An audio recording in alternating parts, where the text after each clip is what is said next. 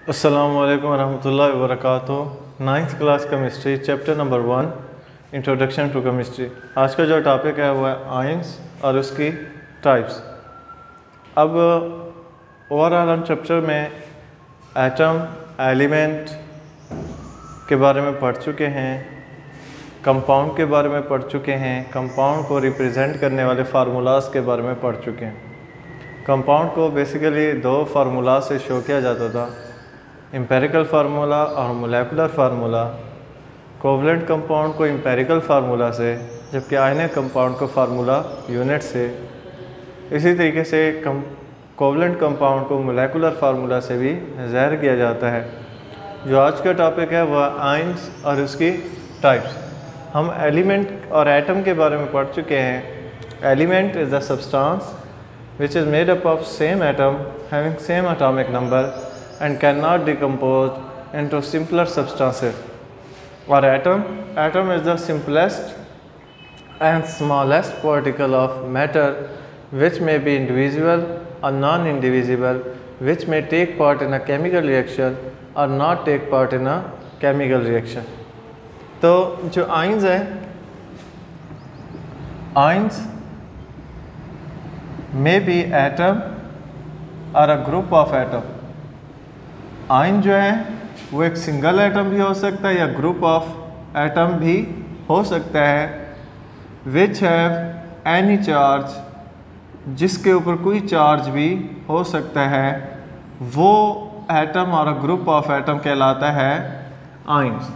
तो ions is the atom और a group of atom which have any charge.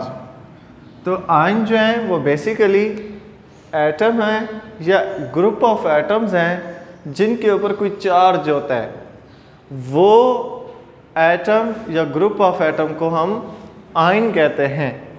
अब सवाल ये पैदा होता है कि एटम या ग्रुप ऑफ एटम के ऊपर चार्ज कब पैदा होता है। एटम और ग्रुप ऑफ एटम पर चार्ज उस वक्त पैदा होता है जब कोई atom or a group of atom lose or gain electron, lose or gain electron। तो जब भी कोई एटम या ग्रुप ऑफ एटम अपने वैलेंस शेल में इलेक्ट्रॉन लूज या गेन करेगा तब जाकर आयन बनेंगे। तो एटम और a group of atom which lose or gain electron in the valence shell।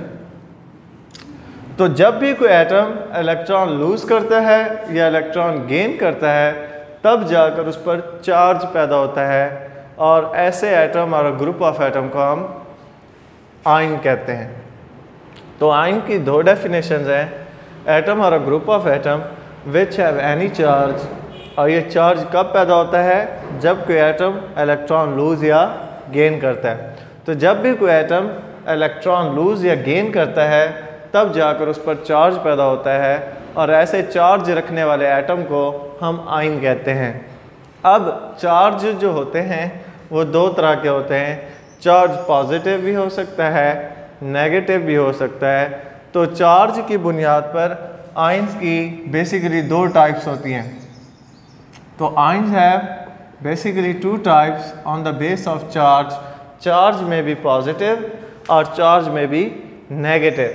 तो आयंस जो हैं वो बेसिकली दो तरह के होते हैं। एक आयन को नाम देते हैं कैटायन का और दूसरे आयन को नाम देते हैं एनायन का। तो ions are basically two types, cation and anion. Ions की दो टाइप्स क्यों होती हैं? क्योंकि आयन पर चार्ज होता है, और चार्ज की बेसिकली दो टाइप्स होते हैं, positive charge and negative charge. तो अगर आयन पर पॉजिटिव चार्ज होगा तो उसे कैटायन कहेंगे, अगर आयन पर नेगेटिव चार्ज होगा तो उसे एनायन कहेंगे। मींस जो कैटायन होते हैं, कैटायन एटम और a group of atom having positive charge. तो एटम और अ ग्रुप ऑफ एटम जिस पर पॉजिटिव चार्ज हो, तो पॉजिटिव चार्ज रखने वाले आयन को कैटायन कहते हैं। तो अगर किसी आयन पर पॉजिटिव चार्ज होगा तो उस पॉजिटिव चार्ज रखने वाले आयन को कैटायन कहते हैं और कैटायन का सेकंड नेम है पॉजिटिव आयन। तो कैटायन को पॉजिटिव आयन भी कहते हैं क्योंकि इस आयन पर पॉजिटिव चार्ज होता है। अब सवाल ये पैदा होता है कि इस पर पॉजिटिव चार्ज कैसे आता है। ये पॉजिटिव चार्ज उस वक्त आता है जब कोई एटम लूज इलेक्ट्रॉन लूज़ करता है फ्रॉम वैलेंस शेल। तो जब भी कोई एटम अपने वैलेंस शेल से इलेक्ट्रॉन लूज़ करता है तब जाकर उस पर पॉजिटिव चार्ज आता है। तो जब भी कोई एटम इलेक्ट्रॉन लूज़ करेगा तो उस पर पॉजिटिव चार्ज आएगा और पॉजिटिव चार्ज वाले आयन को कैटायन कहते हैं या फिर इसका सेकंड नेम है पॉजिटिव आयन। तो cation is the first type of ion and it has positive charge, that's why it is also called as positive ion। और ये बनते कैसे हैं? ये तब बनते हैं जब कोई एटम अपने वैलेंस शेल में से इलेक्ट्रॉन लूज़ करते हैं तो उसे कैटायन कहते हैं। फॉर एग्जांपल कि हमारे पास एक एटम है सोडियम एटम, सोडियम का सिंबल है Na। सोडियम के पास टोटल 11 इलेक्ट्रॉन होते हैं। ये जो नीचे 11 लिखा हुआ है ये उसके इलेक्ट्रॉन की तादाद है। सोडियम के पास टोटल 11 इलेक्ट्रॉन होते हैं। 11 में से एक इलेक्ट्रॉन ये लूज़ कर देता है। जब ये एक इलेक्ट्रॉन लूज़ करता है तो इस पर चार्ज आ जाता है पॉजिटिव, लेकिन जितने ये इलेक्ट्रॉन लूज़ करेगा पॉजिटिव चार्ज की तादाद उतनी होगी। पहले ये सोडियम एटम था, अब ये बन गया सोडियम आयन जिसे कैटायन भी कहते हैं। पहले इसके पास 11 इलेक्ट्रॉन थे, अब इसके पास 10 इलेक्ट्रॉन है। सवाल ये पैदा होता है कि इसने इलेक्ट्रॉन क्यों लूज़ किया? क्योंकि कायनात में हर चीज़ स्टेबल होना चाहती है, क़याम पज़ीर होना चाहती है। तो सोडियम एटम स्टेबल होने के लिए एक इलेक्ट्रॉन लूज़ कर देता है जिसकी वजह से उस पर पॉजिटिव चार्ज आ जाता है। जैसे कि हाइड्रोजन भी एक इलेक्ट्रॉन लूज़ करता है और उस पर चार्ज आ जाता है +1। तो जो एटम जितने इलेक्ट्रॉन लूज़ करेगा पॉजिटिव चार्ज की तादाद उतनी होगी और पॉजिटिव चार्ज रखने वाले एटम को कैटायन कहते हैं। तो पॉजिटिव चार्ज एटम पर उस वक्त आता है जब वह इलेक्ट्रॉन लूज़ करता है। और याद रखें जब इक्वेशन लिखनी हो तो ऐसा एटम पहले लिखें जिस पर कोई चार्ज ना हो, मतलब ज़ीरो। फिर उसके बाद एरो के आगे खारिज होने वाले इलेक्ट्रॉन की अलामत लिखें और जब इलेक्ट्रॉन लूज़ होता है तो उस एटम पर चार्ज आ जाता है पॉजिटिव। तो इक्वेशन इस सूरत में लिखनी है। तो जब भी कोई एटम इलेक्ट्रॉन लूज़ करता है तो उस पर पॉजिटिव चार्ज आता है और पॉजिटिव चार्ज रखने वाले आयन को कैटायन कहते हैं। फिर इसकी सेकंड टाइप है अनाइन। अनाइन बेसिकली एटम या एटम का एक ऐसा ग्रुप है, एटम और अ ग्रुप ऑफ एटम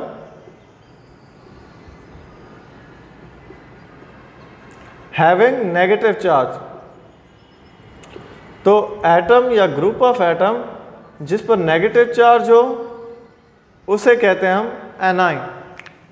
तो वो सिंगल एटम भी हो सकता है या ग्रुप ऑफ एटम भी हो सकता है। अगर उस पर नेगेटिव चार्ज है तो उस नेगेटिव चार्ज रखने वाले आयन को एनाइन कहते हैं और इसका सेकंड नेम है नेगेटिव आयन। तो अनाइन को नेगेटिव आयन भी कहते हैं। नेगेटिव आयन क्यों कहते हैं? क्योंकि इस पर नेगेटिव चार्ज होता है, इसलिए इसे हम नेगेटिव आयन भी कहते हैं। अब एटम पर नेगेटिव चार्ज कब आता है? जब कोई एटम इलेक्ट्रॉन गेन करता है। When atom gain electron in its valence shell.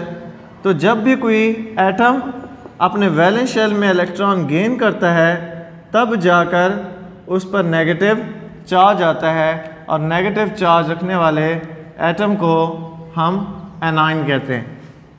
जैसे कि हमारे पास एक एग्जांपल है क्लोरीन की। क्लोरीन के पास पहले 18 इलेक्ट्रॉन होते हैं। ख़ुद को स्टेबल करने के लिए ये एक इलेक्ट्रॉन गेन करता है और जब ये एक इलेक्ट्रॉन गेन करता है तो इस पर चार्ज आता है -1। पहले क्लोरीन के पास 17 इलेक्ट्रॉन है, एक इलेक्ट्रॉन वो गेन करता है तो उसके पास हो जाते हैं 18 इलेक्ट्रॉन। जितने इलेक्ट्रॉन वो गेन करता है चार्ज की तादाद उतनी ही होगी। अगर वो इलेक्ट्रॉन गेन करता है तो नेगेटिव चार्ज, अगर एक इलेक्ट्रॉन गेन कर रहा है तो -1, 2 इलेक्ट्रॉन गेन कर रहा है तो -2। और एक और एग्जांपल है ऑक्सीजन की। ऑक्सीजन के पास 8 इलेक्ट्रॉन है, ख़ुद को स्टेबल करने के लिए 2 इलेक्ट्रॉन गेन करता है और इस पर चार्ज आ जाता है -2। पहले इसके पास 8 इलेक्ट्रॉन थे, अब इसके पास हो गए 10। तो याद रखें लूज़ होने वाले इलेक्ट्रॉन को हमेशा एरो के बाद लिखा जाता है, गेन होने वाले इलेक्ट्रॉन को एरो से पहले लिखा जाता है। जब कोई एटम इलेक्ट्रॉन लूज़ करता है तो उस पर पॉजिटिव चार्ज आता है और जब कोई एटम इलेक्ट्रॉन गेन करता है तो उस पर नेगेटिव चार्ज आता है। पॉजिटिव चार्ज वाले एटम को कैटायन कहते हैं और नेगेटिव चार्ज वाले एटम को आनाइन कहते हैं। तो अगर हम आयन की डेफिनेशन पर गौर करें तो एटम और a group of atom which have any charge and charge में बी पॉजिटिव और नेगेटिव। फिर एटम और a group of atom which में लूज और गेन इलेक्ट्रॉन, तो वो इलेक्ट्रॉन लूज भी कर सकता है, गेन भी कर सकता है। तो केटाइन एंड अनाइन मिलकर आयन बनाते हैं। तो केटाइन और अनाइन मिलकर आयन बनाते हैं। तो ion is the combination of cation and anion. तो आयन जो है वो बेसिकली केटाइन और अनाइन का मजमुआ है और इसकी 2 टाइप्स हैं, केटाइन एंड अनाइन। उम्मीद है आपको अच्छी तरीके से समझ आ गई होगी। अल्लाह हाफ़िज़।